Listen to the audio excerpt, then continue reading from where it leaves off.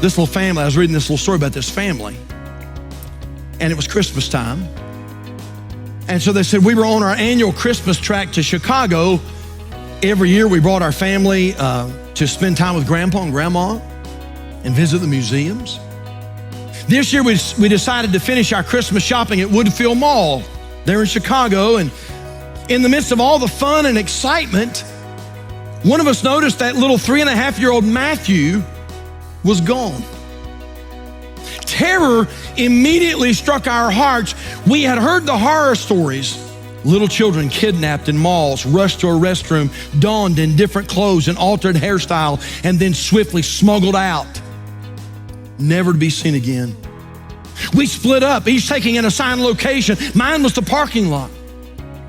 I'll never forget that night, kicking through the newly fallen snow, calling out his name at the top of my lungs. He said, I felt like an abject fool, yet my concern for his safety outweighed all other feelings.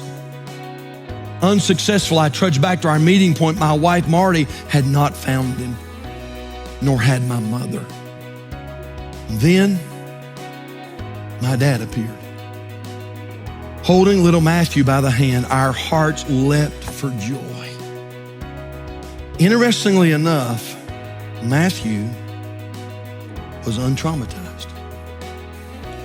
He had not been crying. To him, there had been no problem.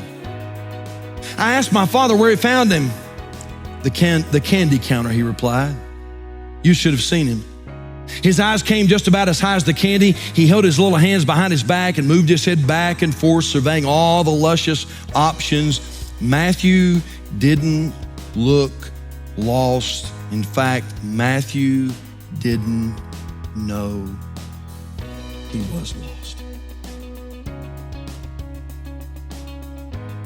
He had no idea that he was in absolute, unexplainable danger.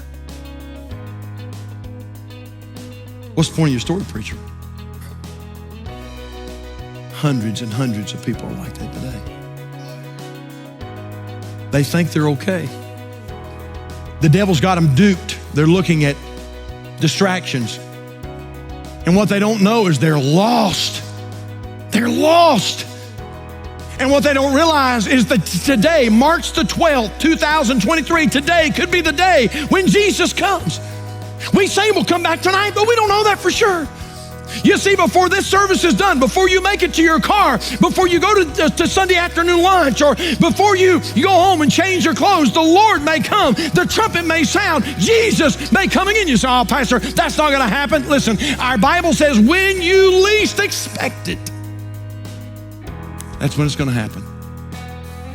Jesus could come, may come, probably will come before this day is done. So here's my question. Are you ready? Are you ready?